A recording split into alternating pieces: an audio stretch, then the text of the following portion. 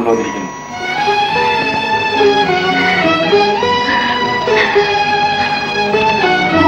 അമ്മച്ചി,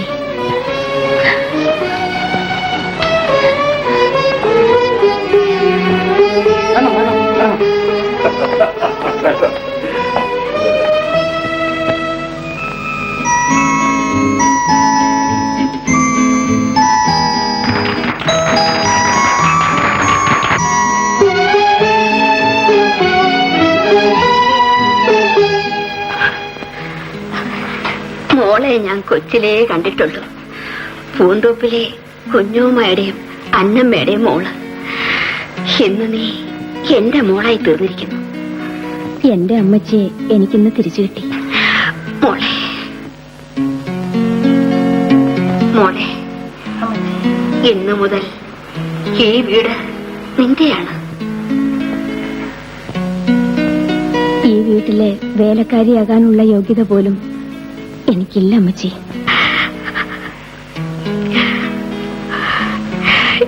എന്റെ മക്കളെ കർത്താവ് അനുഗ്രഹിക്കട്ടെ.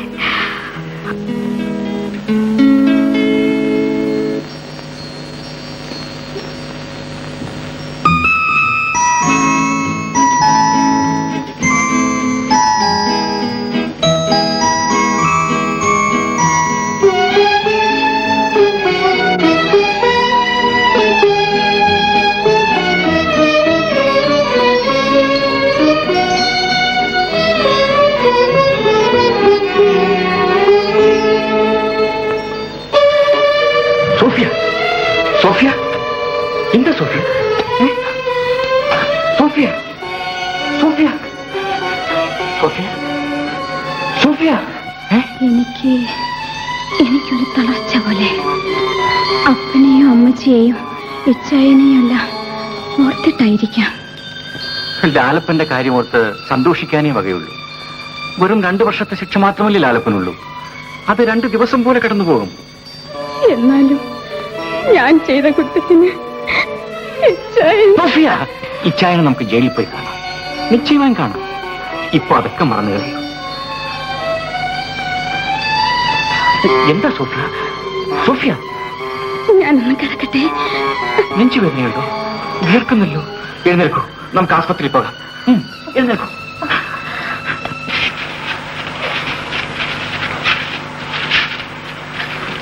ഞാൻ പരിശോധിച്ചു, കുഴപ്പമൊന്നും കാണുന്നില്ല.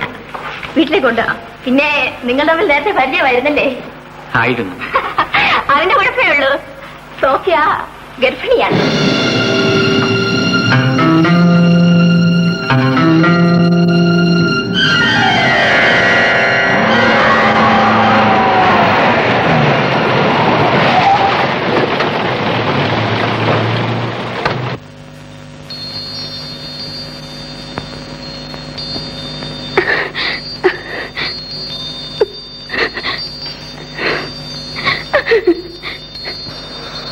സോഫിയ,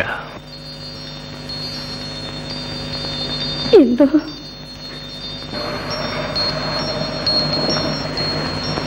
സോഫിയ, നീ എന്നെ ചതിക്കുകയായിരുന്നു. ഇല്ല, ഇല്ല, ഞാൻ ചതിച്ചില്ല. കർത്താവ് സത്യമായിട്ടും ഞാൻ ചതിച്ചില്ല. ആ പിശാചിനെ കൊന്ന ദിവസം സംഭവിച്ചതെല്ലാം, എനിക്ക് ഓർമ്മയുള്ളതെല്ലാം ഞാൻ പറഞ്ഞിട്ടുണ്ട്. കുട്ടപ്പൻ എന്നോടൊപ്പം കട്ടിലിൽ കിടക്കുന്നുവെന്ന് ഞാൻ സ്വപ്നം കണ്ടു.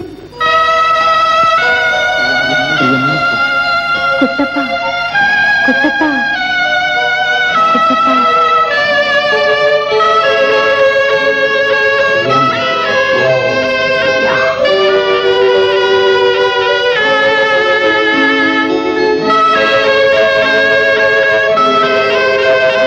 പിന്നെ എനിക്ക് ഓർമ്മ വന്നപ്പോൾ ആ പിശാച് എന്റെ അടുത്ത് കിടക്കുന്നതായാണ് കണ്ടത്. കുട്ടപ്പ,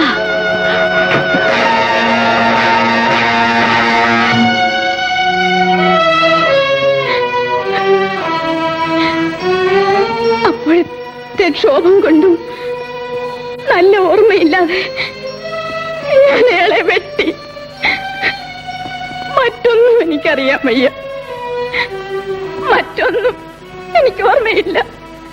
സത്യം സത്യം.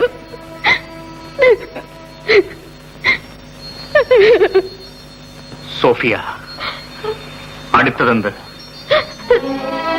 പോകാൻ പോകാൻ എന്നെ അനുവദിക്കണം. എങ്ങോട്ട്? ഈ വീട്ടിന്റെ പുറത്തേക്ക്, എവിടേക്കെങ്കിലും.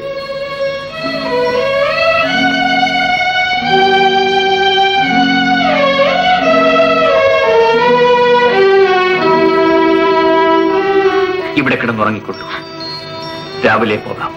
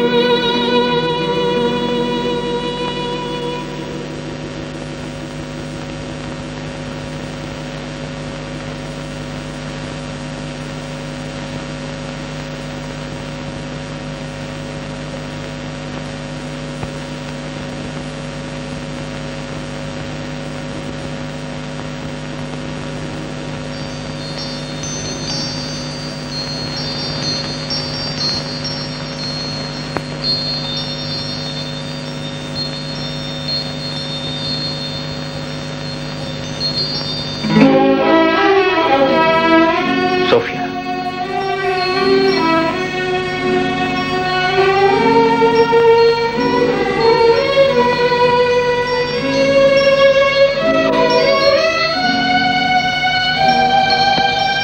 അമ്മച്ചിയും മറ്റും ഉണരുന്നതിന് മുൻപ് ഞാൻ പൊയ്ക്കൊള്ളട്ടെ.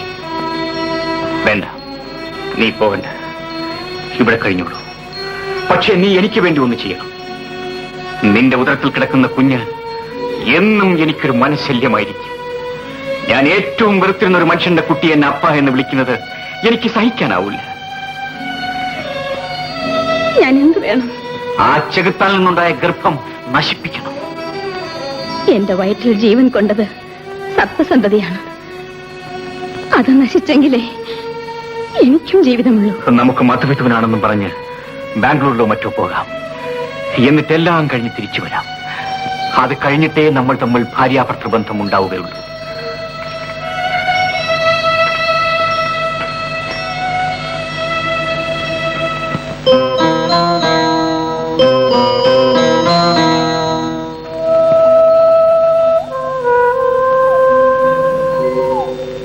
എന്താ സോഫി ഇവിടെ ഒന്നിങ്ങനെ നിൽക്കുന്നത്?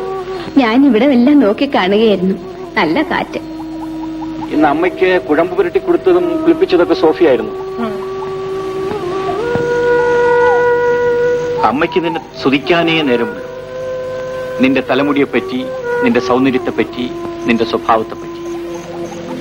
ആ അമ്മ തിരക്കുന്നു, അങ്ങോട്ട് ചെല്ലുക.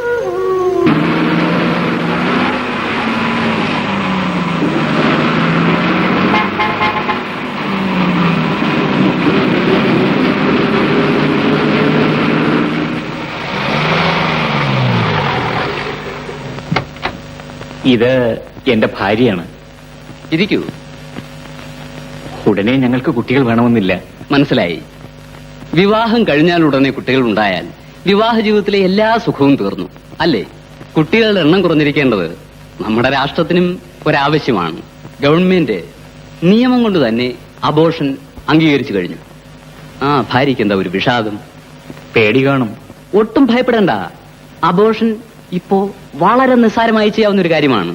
ശസ്ത്രക്രിയയോ ക്ലോറോഫോം തുടങ്ങിയ മയക്കുമരുന്നുകളോ ഇല്ലാതെ, വേദന കൂടാതെ എത്ര മാസമായിരുന്നാലും അബോർട്ട് ചെയ്യാം. ഇത് ഞങ്ങൾ കണ്ടുപിടിച്ച മരുന്നിന്റെ പ്രത്യേകത കൊണ്ടും കൂടിയാണ്. ഇതാ നോക്കൂ, 6 മാസം, ഇത് 4-ാം മാസം, ഇത് 5 മാസം.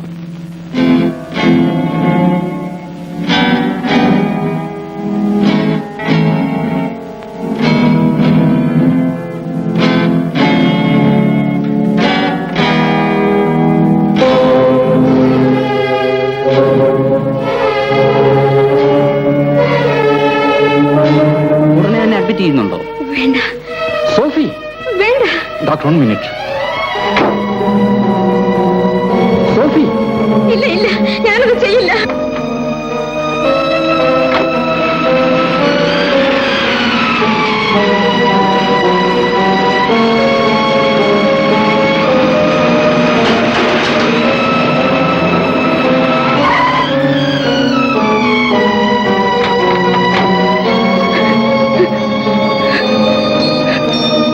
എന്നെ കൊണ്ട് പാപം ചെയ്യിക്കരുത്, എനിക്കതിന് കഴിയില്ല. നീ എന്നെ ചതിക്കല്ലേ? അമ്മച്ചി, അമ്മച്ചി,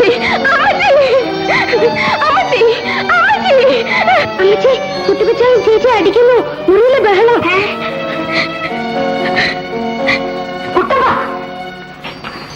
എന്താ മോനെ ഇവിടെ? ഒന്നുമില്ല. എന്തു പറ്റി മോളെ? ഒന്നുമില്ല അമ്മച്ചി. മോളെ ഇവൻ തല്ലിയോ? ഇല്ല അമ്മച്ചി. നിനക്ക് എവിടെ കിട്ടി ഈ സ്വഭാവം? കെട്ടുകഴിഞ്ഞ് ദിവസങ്ങളോടായില്ലല്ലോടാ. അതിനു മുമ്പേ നീ അവളെ തല്ലിയല്ലോ. അതിന് തക്ക തെറ്റി കൊച്ചെന്ത് ചെയ്തു? പറയാ. ബാംഗ്ലൂർക്ക് പോകാൻ പുറപ്പെട്ടിട്ട് വഴിയിൽ വെച്ച് ഇവൾ പറയുന്നു തിരിച്ചു പോകണമെന്ന്. വരുന്നില്ലെന്ന്. എനിക്ക് ദേഷ്യം വന്നു. ഈ നിസ്സാര കാര്യത്തിനാണോ അടിച്ചത്? എന്താ മോളെ പോകുന്നില്ലെന്ന് പറഞ്ഞത്? എനിക്ക് സുഖമില്ല അമ്മച്ചി. സുഖമില്ലെന്ന് പറഞ്ഞ തല്ലണോടാ. അമ്മയ്ക്കൊന്നും അറിഞ്ഞുകൂടാ. ഓ, നിന്റെ അറിവിന്റെ കൂടുതലായിപ്പോ അവിടെ നടന്നത്. ഒരു കാര്യം ഞാൻ പറഞ്ഞേക്കാം. ദൈവം തന്ന നിധിയായി ഈ പെണ്ണ്. ഇതിനെ നീ വേദനിപ്പിക്കരുത് മോളെ.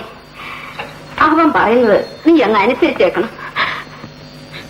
ഞാൻ മരിക്കണമെന്ന് പറഞ്ഞാൽ അതിനും തയ്യാറാകും അമ്മച്ചി.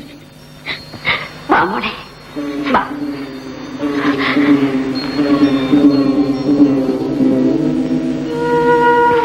പോട്ടെ മോളെ, സാരമില്ല. അവനൊരു പാവമാണ്.